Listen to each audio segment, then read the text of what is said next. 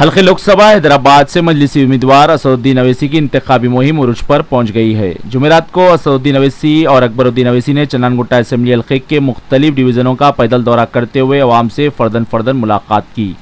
असदुद्दीन अवैसी ने अवाम से एक वोट का मजलिस के हक में इस्तेमाल करने की अपील की। असदुद्दीन अवैसी और अकबरुद्दीन अवैसी की इस दौरे के मौके पर मुकामी अवाम में गैर मामूली जोश व खरोश देखा गया।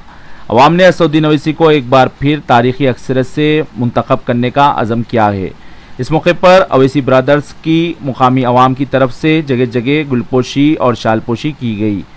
मजलिस के कॉरपोरेटर्स और मजलिस के कारकुनों की कसी तादाद इस मौके पर मौजूद थी। ब्यूरो रिपोर्ट, भारत की तरक्की।